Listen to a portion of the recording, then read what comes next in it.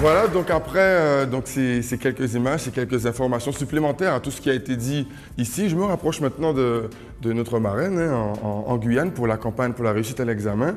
À travers ce titre-là, cette responsabilité, qu'est-ce qu'on aurait comme message à donner à tous ces jeunes qui n'ont pas du tout de vision de leur avenir, pas du tout d'objectifs professionnels et parfois pas de soutien au niveau de leur famille par exemple et qui peuvent quand même réussir? Qu'est-ce qu'on pourrait leur dire? Ben déjà, premièrement, je pense que même si on n'a pas d'idée du métier qu'on veut faire plus tard, on sait déjà où se diriger. On sait ce qu'on aime, on sait ce qu'on n'aime pas. Donc, on va toujours vers ce qui nous plaît ou l'endroit où on se trouve le plus à l'aise. Donc, je pense déjà que c'est un premier élément qu'il faut prendre en compte. Et ensuite, je pense qu'après, ça vient tout seul, quoi.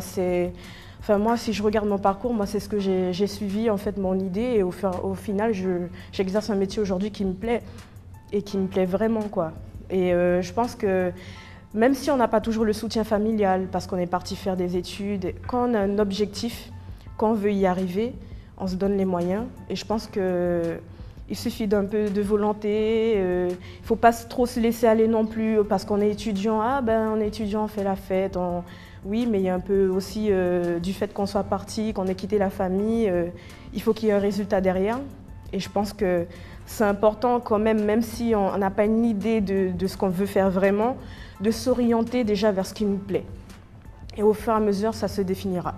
Le conseil est bien entendu. On retourne maintenant du côté du public avec une intervention de Josias, donc toujours sur ce thème, l'entourage, mais aussi l'objectif professionnel. Je sais que tu es parti en formation en mobilité notamment, tu as eu d'autres expériences en Guyane. Qu'est-ce que tu auras à dire sur ce sujet? Disons que l'entourage familial est important, mais s'il faut s'éloigner, il faut savoir déjà d'une part qu'on est seul. Quand on ne part pas obligatoirement avec la famille. Donc il faut avoir une certaine maturité, un état d'esprit qui puisse permettre qu'on puisse évoluer et faire ce que l'on a à faire ailleurs. Deuxièmement, j'ai eu l'occasion de mener à bien plusieurs responsabilités, ce qui me permet aujourd'hui d'être pas proprement dit indépendant, mais qui me permet d'évoluer seul sur certains objectifs. Moi, je définis objectifs comme quelques paliers puisque je n'ai pas encore atteint ma finalité. Et pour finir, rejoindre tout ce qu'il disait, l'objectif n'est pas une fin en soi. L'objectif, c'est juste une marche. Et quand on réussisse à passer cette étape ou pas, il ne faut jamais s'arrêter sur cet échec puisque l'échec en elle-même, c'est une réussite. Tu as parlé aussi dans ton intervention de ton expérience en mobilité. Ça nous permet maintenant de passer effectivement à nos reportages habituels sur cette partie, donc les formations en mobilité avec la DOM, une petite rubrique donc, sur cet aspect mobilité. A tout de suite. Quand j'ai été acceptée dans ma formation professionnelle, j'ai dû remplir un dossier avec la DOM afin d'avoir entre guillemets une indemnité et aussi la possibilité d'avoir un billet d'avion aller-retour pour ma formation.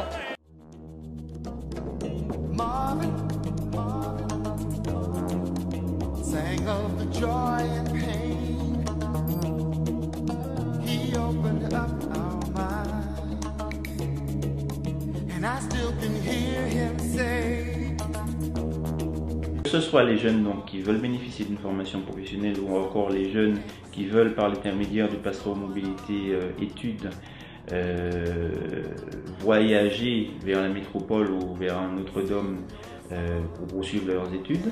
Alors à ces jeunes, je dirais tout simplement que l'équipe de la DOM Martinique se tient d'ores et déjà prête à les accueillir. Et puis, puisque bientôt nous allons débuter également notre activité d'aide à la continuité territoriale, je dirais en fait à tous les Martiniquais qui sont intéressés par la mobilité et par la formation professionnelle de venir nous voir, puisque nous sommes vraiment à la fois le guichet unique de la mobilité et les spécialistes de la mobilité en formation professionnelle en trunk.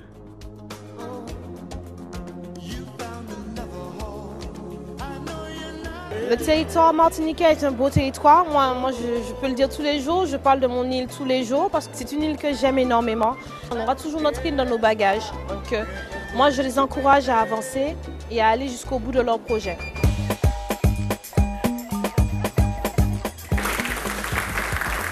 Voilà, de retour ici sur le plateau de Culture Campus, donc ton émission pour la réussite à l'examen.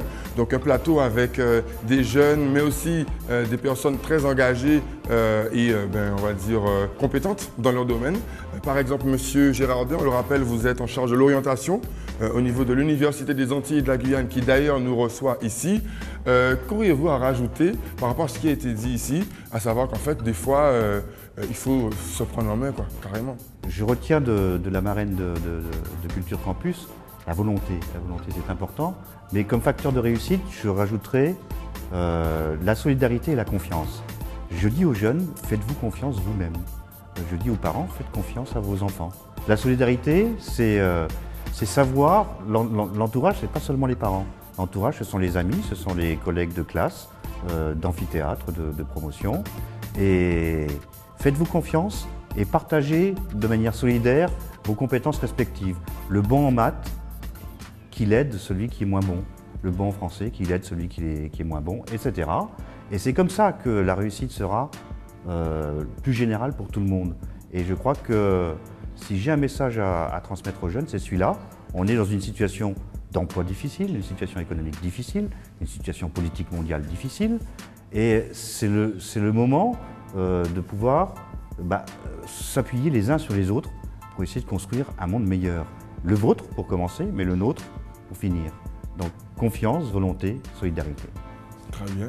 Ça a été très complet comme intervention. Pour conclure, au niveau de notre marraine, mais aussi de Kevin Florian, donc, par rapport à ton expérience, le fait d'avoir représenté les lycéens, qu'est-ce que tu aurais à leur dire en une phrase, surtout pour ceux qui ont besoin de soutien en ce moment?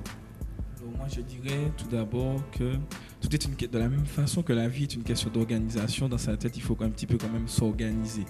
Et d'où le fait de savoir au moins d'avoir des objectifs, de se fixer véritablement des objectifs. Et l'environnement passe aussi par non seulement son quotidien familial, mais son quotidien de ce que l'on fait. Et justement, de par les actions que je faisais, peut-on appeler ça ainsi, engagement bénévole, associatif, cela enrichit véritablement à divers niveaux, socialement, culturellement parlant, politiquement parlant, économiquement parlant aussi. Et cela me permet, va-t-on dire, de réussir. Et si j'ai pu le faire, je pense que d'autres personnes peuvent le faire. Alors, comme on dit, solidarité, tous ensemble, réussissons. S'engager directement et voilà. Par contre, au niveau de l'engagement, est-ce que parfois il n'y a pas une notion supplémentaire à avoir pour ne pas s'engager un peu pour rien? Est-ce qu'en guise de conclusion, on va dire, de cette émission, chère marraine, vous auriez un dernier mot sur cet aspect? L'engagement, pour moi, tout est une question de volonté. Lorsqu'on s'engage dans quelque chose, on y va jusqu'au bout. Et pour moi, aller au bout d'un engagement, c'est aller au bout de soi-même. C'est s'accomplir. Une fois qu'on a compris ça, je pense que dans la vie, on arrive dans tout. Donc, aller au bout de soi-même. Exactement. On prendra cette phrase comme conclusion de cette émission d'aujourd'hui. C'était Culture Campus et on vous dit à très bientôt.